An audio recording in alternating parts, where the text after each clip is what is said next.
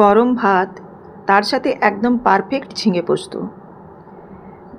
ভাবতেই মনটা খুশি হয়ে যায়। তাই আজ আমি আপনাদের জন্য নিয়ে এসেছি এই সহজ, অতি সাধারণ একটি দুর্দান্ত স্বাদের রেসিপি, যা একবার খেলে বারবার বানাতে মন চাইবে।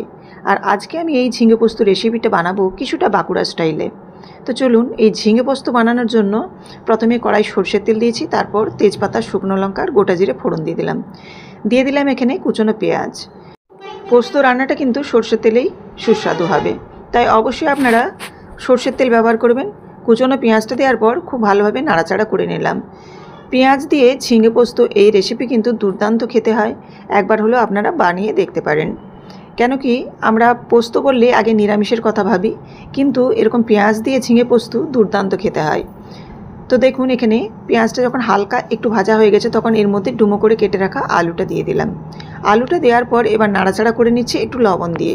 লবণটা দিলে আলুটা ভাজার সাথে সাথে কিন্তু একটু সেদ্ধ হয়ে যাবে, সেই জন্য কিন্তু প্রথমেই লবণটা আলুর মধ্যে আমি দিয়ে দিলাম। এবার নাড়াচাড়া করে একটু ঢাকা দিয়ে দেবো। আর ঢাকাটা কিন্তু 2-3 বার ধরে দেবো, কারণ একবারে পুরোপুরি ঢাকা দিলে কিন্তু তলায় লেগে যেতে পারে। সেজন্য 2-3 বার ঢাকা দিয়ে আলুটাকে সেদ্ধ করে নিতে হবে লো ফ্লেমে। এছাড়াও দেখুন, আলুটার মধ্যে থেকে বেশ কিছুটা জলও বেরিয়েছে। তো এর মধ্যে এবার আমি দিয়ে দিচ্ছি ধনে গুঁড়ো আর জিরে গুঁড়ো। আর ধনে জিরের পরিমাণটা খুবই সামান্য দিতে হবে। ঝালের জন্য ব্যবহার করছি লঙ্কা গুঁড়ো। তো আপনারা এই লঙ্কা গুঁড়ো যারা খাবেন না, তারা কিন্তু কাঁচা লঙ্কা ব্যবহার করতে পারেন, লঙ্কা গুঁড়োটা স্কিপ করে যাবেন। এবার নাড়াচাড়া করে একটু কিন্তু 1 থেকে 2 মিনিটের মতো এই ধনে জিরেটাকে কষিয়ে নেব। কষিয়ে নেওয়ার পর এবার এখানে দিয়ে দিচ্ছি ঝিঙেটা আমি আলুটা যখন 60% মতো প্রায় সেদ্ধ হয়ে যাবে, তখন কিন্তু এই ঝিঙেটা শেষের দিকে দেবো। কেন কি প্রথম দিকে ঝিঙেটা দিয়ে দিলে ঝিঙেটা খুব বেশি ঘেঁটে যাবে, অর্থাৎ খুব বেশি সেদ্ধ হয়ে যাবে। আলু ঝিঙে এবার একসাথে মিশিয়ে নিচ্ছি, দিয়ে একটু নাড়াচাড়া করে আবারও একবার কিন্তু আমি ঢাকা দিয়ে দেবো, যাতে ঝিঙেটা একটু ভালোভাবে নরম হয়ে যায়। এবার দেখুন, ঝিঙেটাও আমি একটু ঢাকা দিয়ে কিছুক্ষণ রেখে দিলে কিন্তু ঝিঙে থেকেও বেশ কিছুটা জল বেরিয়েছে। যদি টাটকা ঝিঙে হয় তাহলে কিন্তু ঝিঙে থেকে প্রচুর পরিমাণে জল বেরোয়, আর ঝিঙেটা যদি একটু শুকনো হয় তাহলে কিন্তু জলটা একটু কম বেরোয়। সেক্ষেত্রে কিন্তু এই পোস্ততে খুব সামান্য জল লাগে, আর ঝিঙে থেকে যে জল বেরোয় সেই জলেই কিন্তু এই পোস্তটা রান্না হয়ে যায়। এবার আরও একবার ঢাকা দিয়ে দিলাম। ঢাকা দিয়ে দেখুন একদম কিন্তু ভালোভাবে কষিয়ে নিয়েছি। এরকমভাবে যখন কষানো হয়ে যাবে, তখন এর মধ্যে দেখুন আমি খুব সামান্য জল ব্যবহার করছি, কারণ ঝিঙে পোস্ত খুব একটা আমি এখানে পাতলা বা ঝোল ঝোল টাইপের করব না, একটু গ্রেভি টাইপের করব, খুব একটা আবার কিন্তু শুকনোও করব না।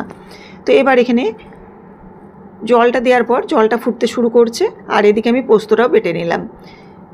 এদিকে দেখুন ভালোভাবে ফুটে গেছে, আর এর মধ্যে আমি দিয়ে দিচ্ছি এবার বেটে রাখা পোস্তটা একবারে কিন্তু শেষের দিকে দিতে হবে, যখন আলু এবং ঝিঙেটা পুরোপুরি সেদ্ধ হয়ে যাবে। খুব সামান্য মিক্সির জারটা ধুয়ে জল দিলাম।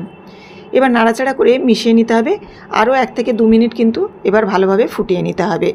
ঝিঙে পোস্ত এই রেসিপিটি কিন্তু খুবই সহজ এবং খুবই সিম্পল একটি রেসিপি, আর এই গরমের সময় কিন্তু দুর্দান্ত এই রেসিপিটি খেতে হয়। আর এরকমভাবে একবার আপনারা ট্রাই করে দেখবেন, ভীষণ ভালো খেতে হয়। তো দেখুন একদম কিন্তু রেডি হয়ে গেছে ঝিঙে পোস্ত। তো নামাবার আগে আমি চেরা কাঁচা লঙ্কা 2টো ছড়িয়ে দিলাম, আর খুব সামান্য একটু চিনি দিলাম, যেহেতু ঝিঙেটা দেওয়া আছে। আর পোস্ততে কিন্তু আমি কোনো রকম হলুদ ব্যবহার করি না। যে কোনো পোস্ততেই কিন্তু হলুদ দিলে এই পোস্তর স্বাদ কিন্তু অনেকাংশেই কমে যায়। তো আপনারা যারা আমার এই রেসিপি দেখেন, তারা অবশ্যই জানেন যে কোনো পোস্তর রেসিপিতে কিন্তু আমি কোনো রকমভাবেই হলুদ ব্যবহার করিনি। তো এবার দেখুন একটা সার্ভিং বলে আমি রেডি করে নিচ্ছি প্রত্যেক দিনের মতো। তো কতটা সুন্দর হয়েছে আর কতটা পারফেক্ট হয়েছে আপনারা দেখেই বুঝতে পারছেন। একেবারে লাইট একটি রেসিপি। তো আপনারা যে কোনো সময়, শীত, গ্রীষ্ম, বর্ষা, গরম, যে কোনো সময় ঝিঙে 12 মাসেই পাওয়া যায়। অবশ্যই এরকমভাবে একবার বানিয়ে দেখবেন, ভীষণ ভালো খেতে হয়। তো রেসিপিটি আপনারা আশা করি প্রথম থেকে শেষ পর্যন্ত দেখলেন, তার জন্য অসংখ্য ধন্যবাদ। রেসিপিটি যদি ভালো লেগে থাকে অবশ্যই লাইক, কমেন্ট এবং শেয়ার করবেন। আর এরকমই প্রত্যেক দিন বিভিন্ন ধরনের বিভিন্ন রকমের রেসিপি দেখার জন্য অবশ্যই চ্যানেলটিকে সাবস্ক্রাইব করে বেল বাটনটি প্রেস করে দেবেন। বেল বাটন প্রেস করলে আমার সমস্ত রান্নার নোটিফিকেশন সবার আগে কিন্তু আপনাদের কাছেই পৌঁছে যাবে।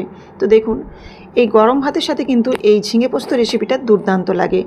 তো অবশ্যই কিন্তু আপনাদের কাছে অনুরোধ রইল, এরকমভাবে একবার হলো এইরকম গ্রেভি করে ঝিঙে পোস্তটা পেঁয়াজ দিয়ে বানাবেন, অসাধারণ খেতে হয়। আবারও দেখা হচ্ছে আগামীকাল নতুন কোনো একটি রেসিপি আপনাদের সামনে নিয়ে এসে আবারও হাজির হব। সবাই ভালো থাকবেন, সবাইকে জানাই অসংখ্য ধন্যবাদ।